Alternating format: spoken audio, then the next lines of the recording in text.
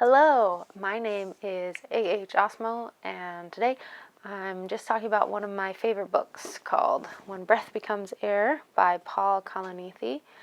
And it's a memoir, and so nonfiction.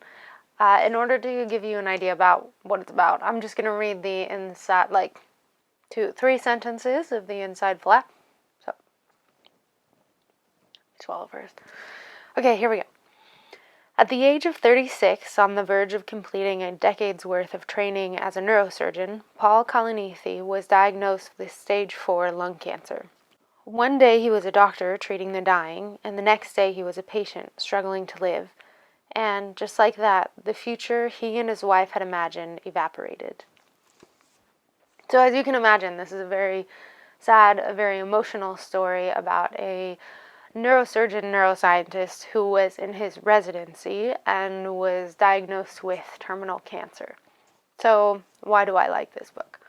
Number one, it's really well written in terms of story and sentence structure, and so just opening it up, I found it really engaging right off the bat.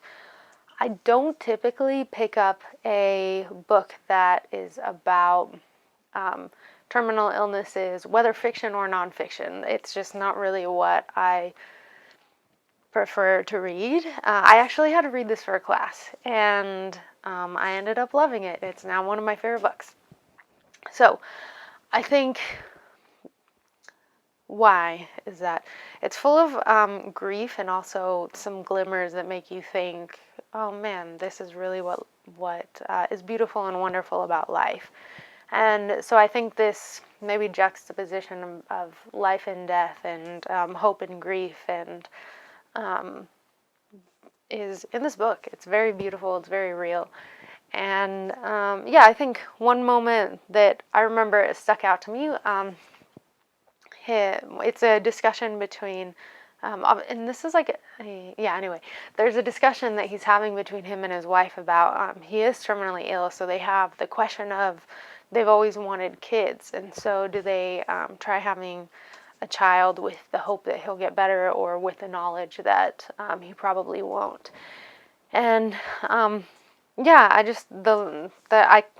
probably could find the line, but better. Basically, what they concluded was that life wasn't about the avoidance of pain, and so they chose to bring new life into the world despite difficulty, and that.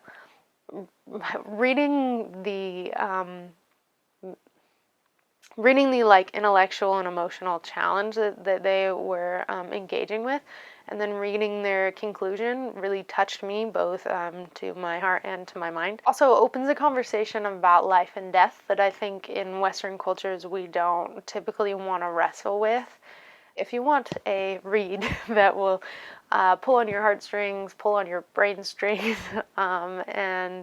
that's really something to engage with as well as something that's well written, I would recommend this book. It's still one of my favorites. Has really stuck with me throughout the years. Maybe that's why I think I should say about it. It's something that when I'm having my own like internal questions and debates, it comes up a lot. Like, this man's life really reached something in me that keeps coming up over the years.